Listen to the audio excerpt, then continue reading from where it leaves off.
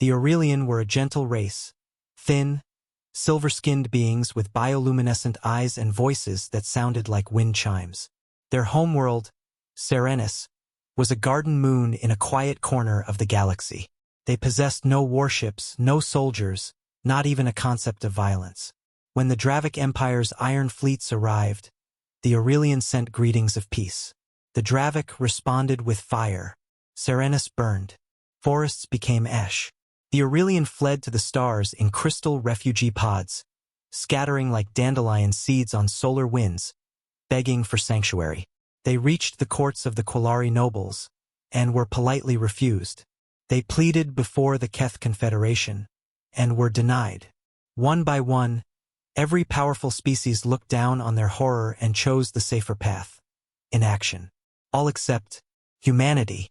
At the Galactic Council, Ambassador Ramos of Earth stood while the Aurelian elders trembled behind him. "We ask for protection," whispered Elder Liss. The others pretended not to hear. Ramos' voice thundered, "Earth will shelter them." The chamber gasped. Humans were new to the stars, still young and unpredictable. The idea that they would risk war with the brutal Dravik Empire over someone else's tragedy seemed insane. Yet a week later, Aurelian refugee ships were escorted to Earth's orbit. Their fragile craft shook as enormous Terran battleships formed a defensive wall around them. Humanity welcomed them not as outsiders, but as guests under their shield. When Dravik Emperor Korlax demanded the Aurelian be handed over, Earth's reply came from Fleet Admiral Chun. "Come take them." Dravik warships, gleaming Titan cruisers and Annihilator barges, dropped out of hyperspace around Earth like sharks circling fresh meat. Their commander laughed over the comms. One backwater species against the might of the Empire? He counted victory before he saw battle. He forgot humans had never followed the rules of galactic warfare. The Dravik unleashed plasma barrages. Earth's orbital platform split but did not fall. Human missile silos roared to life, their projectiles tearing through enemy armor like thunderbolts. Blood-red warning lights danced across orbit as both sides clashed in a brutal, close-quarters melee. Dravik boarding parties clawed through corridors, only to find human marines waiting, steel-eyed and fearless, fighting with blades when ammunition ran dry. Across the burning carrier Jericho's spear, the battle anthem Ad Astra Invictus blared as wounded engineers kept their reactor running with wrench and prayer. Human pilots flew outdated starfighters in suicidal spirals, sacrificing themselves to take down cruisers twice their size.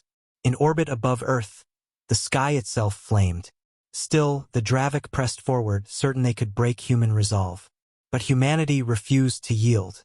A message was broadcast to all frequencies. Footage from a medical bay where Aurelian children rested under blankets as human nurses soothed their nightmares. The message read only, "We do not abandon the helpless."